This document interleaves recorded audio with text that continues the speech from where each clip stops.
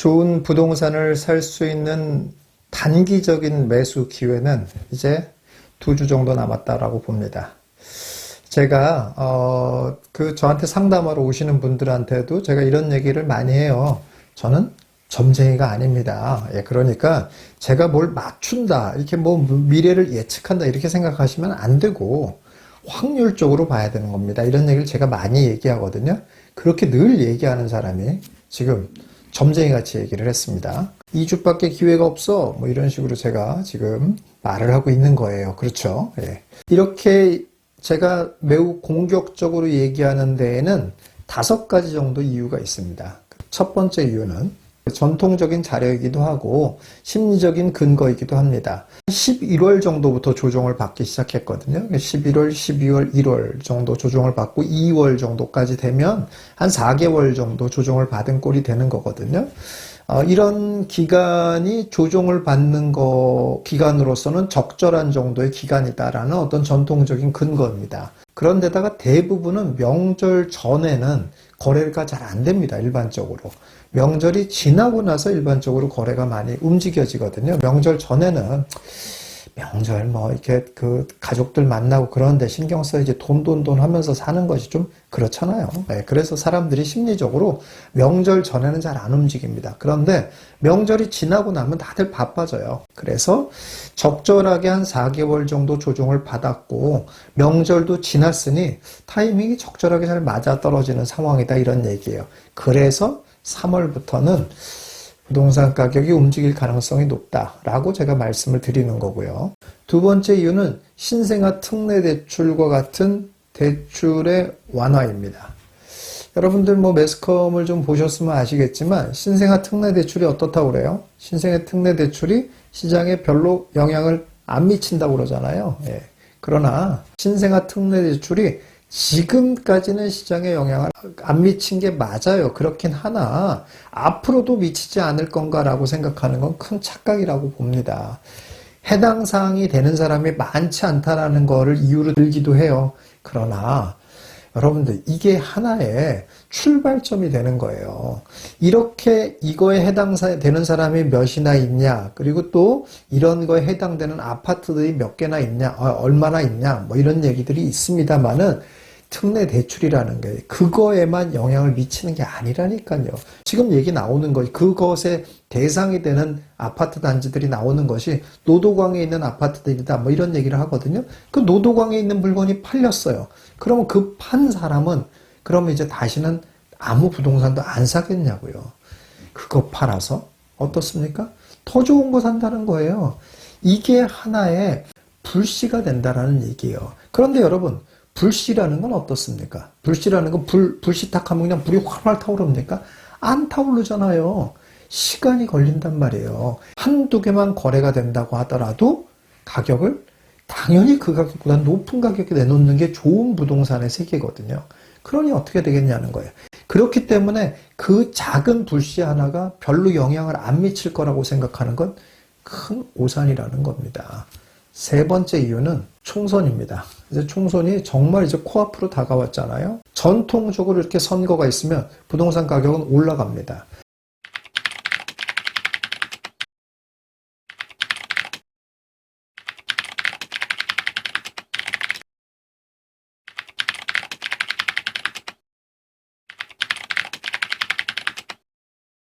내 재산 가치를 올려줄 것 같다라고 하는 사람에게 더 표를 던지기가 쉽다라는 겁니다. 그렇기 때문에 전통적으로 선거를 앞두고 있을 때는 부동산 가격이 올라가는 게 일반적입니다. 그런데 앞서 말한 것처럼 명절이 지나고 나서 가격이 올라간다는 것과 충분하게 한 4개월 정도 충분하게 조정을 받은 이런 기간까지 존재한단 말이에요. 그런데 공교롭게도 그러고 딱 그 앞에 총선이 딱 걸려있는 이런 상황이란 말이에요. 어떠냐는 얘기예요. 네 번째 이유는 계속되는 전세가의 상승입니다. 자, 이것도 마찬가지예요. 전세가가 상승한다는 게 바로 매가에 영향을 미치냐? 당연히 이것도 순차적으로 영향을 미칩니다. 전세가는 바로 올라가요. 왜냐하면 전세가는 실수요니까. 그래서 전세가는 바로 올라갑니다. 물건이 없으면 그냥 전세가 올라가는 거니까. 그런데 전세가가 올라갔다고 바로 매가도 올라가냐? 그렇지는 않습니다. 이것도 시간을 두고 올라가요. 근데 이것도 매수하는 사람들의 심리를 잘 들여다보면 알 수가 있거든요. 여러분 보세요. 한번 생각을 해보세요. 전세를 여러분들이 구하러 다닌다고 해보세요. 예를 들어서 3억짜리 전세를 내가 구하러 다니고 있었어요. 그래서 3억이면 내가 되겠구나 라고 생각을 했었어요. 그런데 한 2주 후에 딱 가봤더니만은 전세가 3억 5천으로 다 올라버렸어요. 3억짜리 이제 볼 수가 없어요. 5천만 원이나 더 내야 되는 상황이 됐단 말이에요. 그런데다가 그렇게 해서 그래도 그거라도 하자라고 생각을 하고 했는데 집도 다 마음에 안 드는 거예요. 마음에 드는 집은 아예 더 올라버렸고 거의 다 마음에도 안 드는데 가격은 5천만 원이나 올라와 있어요. 이럴 때 어떤 생각을 하게 될까요? 그러면 이 기회에 그냥 집을 사버리자. 이런 생각 안 할까요? 하게 된다라는 얘기예요. 그리고 계산하겠죠. 계산하면 어떻습니까? 담보대출 60% 나오잖아요. 60% 나오는 거에 이자를 내가면서 있는 거나 전세 대출 이자 내가면서 있는 거나 차이가 어떻게 되나? 당연히 이제 매매를 한 게 더 돈이 많이 들어가긴 하죠. 그런데 이렇게 그냥 계속 전세살이 하고 그냥 확 가격이 올라가고 이러느니 그냥 매매를 하는 게 낫지 않을까? 라고 생각하는 사람들이 점점 늘어날 가능성이 높아졌죠. 5번째 이유는 취득세 때문에 그렇습니다. 여러분 이런 기사 많이 보셨잖아요. 그렇죠? 그리고 여러분들 피부로도 많이 느낄 거예요. 같은 서울에서도 이렇게 양극화가 심해지고 있는 이런 상황이라는 거예요. 그런데 이게 원인이 뭔 줄 아십니까? 이게 원인이 취득세 때문에 이렇습니다. 취득을 굉장히 제한하게 됐잖아요. 결국 어떻습니까? 똘똘한 한 채를 살려고 다들 사람들이 생각을 할 수밖에 없도록 상황이 만들어졌다라는 거예요. 그래서 양극화가 더 심하게 된 겁니다.